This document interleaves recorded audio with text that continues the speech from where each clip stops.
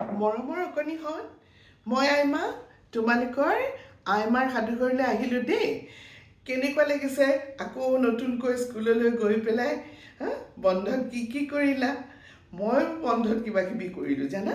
এইবাৰ ফুলৰ টাববিলাক চাফা কৰিলোঁ নিজে, আৰু ঘৰতো কামবিলাক আছেই। তাৰ উপৰি এই গৰমৰ কাৰণে ক'লৈকো একো ফুৰিবলৈ যোৱা নাই। কুৰচাৰে কেইটামান বস্তু বনালোঁ, এনেই দেখুৱাইছোঁ আৰু তোমালোকেও দেখুৱাবা দেই কি কৰিলা। দেখুৱাবা দেই মোক।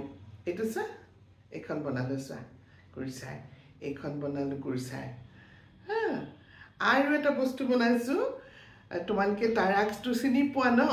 আমাৰ নাতিনী তাৰাই মোক সুধিলে, আইমা তুমি বাৰু সৰু সৰু মাছ বনাব জানা নেকি কুৰচাৰে? মই আগতে বনোৱা নাছিলোঁ, কিন্তু চেষ্টা কৰিম বুলি ক'লোতে সৰু এটা অক্টোপাছ বনালোঁ। চোৱা, এইটো স্কুইশি অক্টোপাছ, এইবিলাক টেণ্টেকলছ, এই যে থাকে অক্টোপাছবিলাকৰ। কেনেকুৱা লাগিছে? মৰম লাগিছেনে?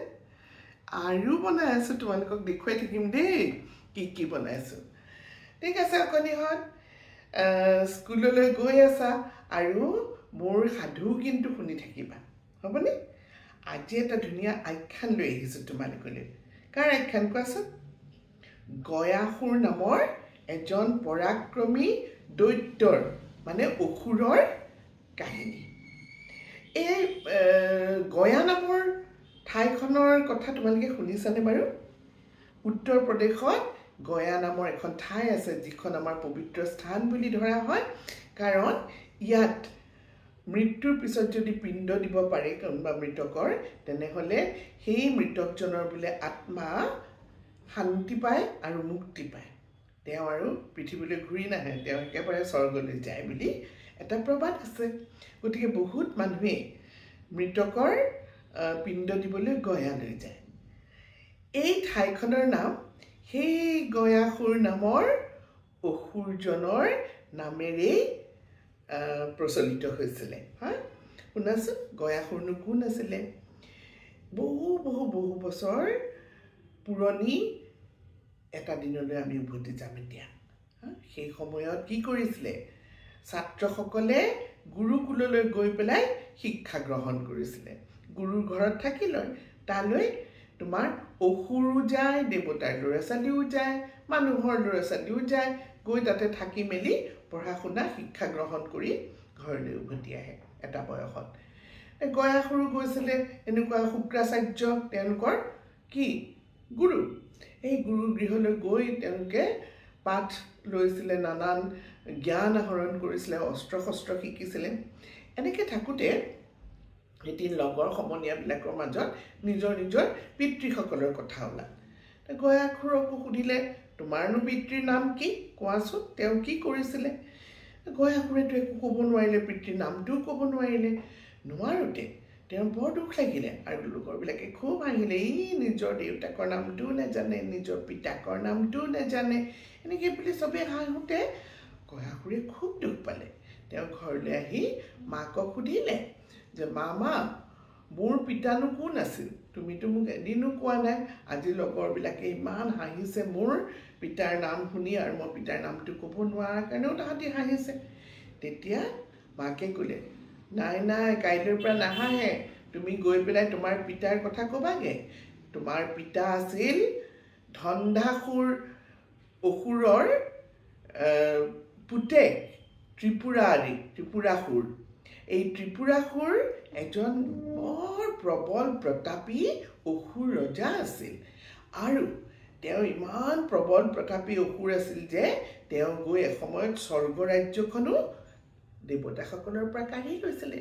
আৰু সেই দেৱতাসকলে অনাই বনাই ঘূৰি মহাদেৱ শিৱৰ ওচৰ পাই পেলাই ক'লে যে এই ত্ৰিপুৰা অসুৰে তেওঁলোকক খুব অত্যাচাৰ কৰি তেওঁলোকৰ ৰাজ্যখন লৈ ল'লে, স্বৰ্গ ৰাজ্যখন। সেইকাৰণে শিৱ বাবাই তেওঁলোকক যাতে উদ্ধাৰ কৰে।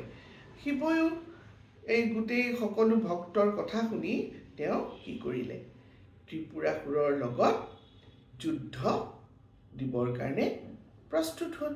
আৰু এইদৰে ত্ৰিপুৰাসুৰৰ লগত একদম দিন ৰাতি কৰি বহুত দিনলৈ তোমাৰ যুদ্ধ কৰিলে কাৰণ ত্ৰিপুৰাসুৰটো এনাপেচা অসুৰ নাছিলে খুব শক্তিশালী অসুৰ আছিলে সেইকাৰণে শিৱৰো বহুত দিন লাগিছিলে ত্ৰিপুৰাসুৰক বধ কৰিবলৈ ত্ৰিপুৰাসুৰৰ যেতিয়া মৃত্যু হ'ল শিৱৰ এটা নাম হ'ল ত্ৰিপুৰাৰী কাৰণ ত্ৰিপুৰাসুৰক বধ কৰাৰ পিছত তেওঁক বহুতেই ত্ৰিপুৰাৰী বুলিও জানিবলৈ ল'লে বা মাতিবলৈ ল'লে এই গৈ পেলাই তুমি এই গোটেই ঘটনাটো তোমালোকৰ গুৰু আৰু তোমালোকৰ লগৰ বন্ধুবিলাকক তোমাৰ লগৰ বন্ধুবিলাকক ক'বাগে আৰু পিছদিনাখন গয়াসুৰ গ'ল গুৰুগৃহত গৈ পেলাই গুৰুকে আদি কৰি সকলোকে নিজৰ পৰিচয় দিলে যে তেওঁ ত্ৰিপুৰাসুৰৰ নিচিনা এজন বীৰ যোদ্ধাৰ পুতেক আৰু সেই দিনৰ পৰা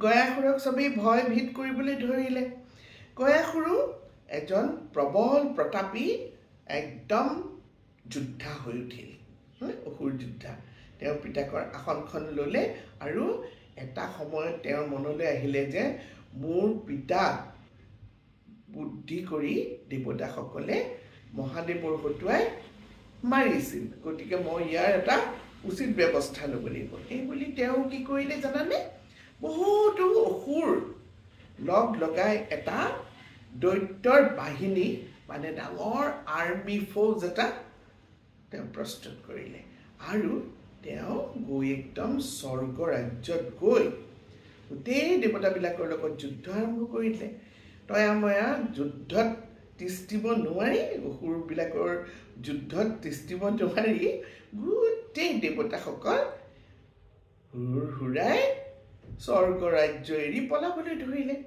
তেওঁলোকে অনাই বনাই ঘূৰি ঘূৰি ঘূৰি ঘূৰি ঘূৰি ঘূৰি এইবাৰ নাৰায়ণৰ ওচৰ পালেগৈ নাৰায়ণ মানে বিষ্ণু কৃষ্ণ হয়নে বেলেগ বেলেগ তেওঁৰ অৱতাৰ নাৰায়ণে ধুনীয়াকৈ লক্ষ্মীৰ লগত শয়ন কৰি আছে ধুনীয়াকৈ নাগৰ ওপৰত তালৈ গৈ পেলাই দেৱতাসকলে স্তুতি মিনতি কৰিলে নাৰায়ণক যে আমাক হে নাৰায়ণ আপুনি আমাক গয়াসুৰৰ পৰা ৰক্ষা কৰক আৰু তেতিয়া নাৰায়ণে ক'লে ঠিক আছে এইটো বৰ টান কাম কাৰণ গয়াসুৰ হৈছে এজন প্ৰবল প্ৰতাপী যোদ্ধা গতিকে মোৰো এটা সময় লাগিব তোমালোক যোৱাচোন বাৰু এতিয়া এই বুলি কৈ দেৱতাসকলক পঠিয়াই নাৰায়ণ প্ৰস্তুত হ'ল গয়াসুৰক বধ কৰিবলৈ এই বুলি গৈ গয়াসুৰ তেওঁ ভেকশ্যন কৰি গ'ল নিজৰ ৰূপটো লুকুৱাই পেলাই গয়াসুৰক ক'লেগৈ যে স্বৰ্গলৈ গ'ল গৈ পেলাই ক'লে এই আসনখন আচলতে ইন্দ্ৰৰহে তুমি এইখন আসনত কিয় বহি আছা ইন্দ্ৰক তোমাৰ এই আসনখন উভতাই দিয়া গয়াসুৰৰতো বিৰাট খং উঠিলে তুমি কোন মোক ইয়াৰ পৰা খেদাই দিবলৈ কাৰণ সেয়া নাৰায়ণ বুলি ভবা নাই নাৰায়ণৰ ৰূপ ধৰিতো যোৱা নাছিলে নাৰায়ণে গতিকে ক'লে যে তুমি ইমান সাহস কৰিছা তুমি কোন আহা মোৰ লগত যুদ্ধত জিকা যদি তেতিয়াহ'লে মই আসনখন বাৰু ঘূৰাই দিম এই বুলি কোৱাত আৰু তোমাৰ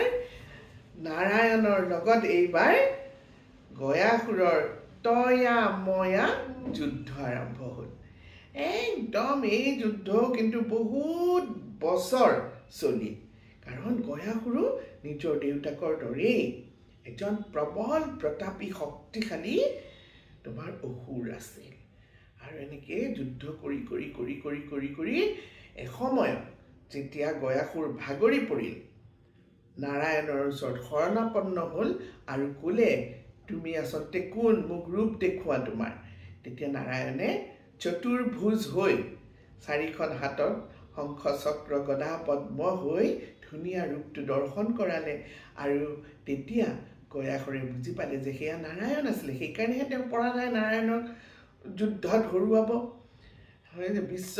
তেওঁ হৈছে বিশ্ব ব্ৰহ্মাণ্ডৰ স্ৰষ্টা নাৰায়ণক সাষ্টাংগে প্ৰণাম কৰি গয়াসুৰে ক'লে হে নাৰায়ণ মোৰ আজি ভাগ্য যে তোমাৰ চৰণত মই ঠাই পাইছোঁ আৰু মই এই ঠাইতে এটা শিল হৈ চিৰকাললৈ ইয়াতেই মোক থাকিবলৈ তুমি আশীৰ্বাদ কৰা আৰু বৰদান কৰা আৰু তোমাৰ দুইটা চৰণ মোৰ এই শিলাময় শৰীৰৰ ওপৰত পাতি দিয়া যাতে এয়া যুগ যুগান্তৰলৈকে তোমাৰ চৰণ মোৰ পিঠিৰ ওপৰত থাকক আৰু ইয়াতেই সকলো মানুহে যাতে আহি মুক্তি পাব পাৰে তাকেই তুমি বৰদান কৰা। এই বুলি কওঁতে নাৰায়ণে তথাস্তু বুলি ক'লে আৰু ক'লে যে গয়াসুৰ তোমাৰ নামেৰে এই ঠাইখন প্ৰসিদ্ধ হ'ব আৰু মোৰ চৰণ যুগল তোমাৰ মূৰৰ ওপৰতেই থাকিব আৰু যুগ যুগান্তৰলৈকে মানুহে আত্মাৰ মুক্তি পাবৰ কাৰণে তোমাৰ এই শিলাময় দেহতেই পিণ্ডদান কৰিবহি আৰু মানুহবিলাকে মুক্তি পাব।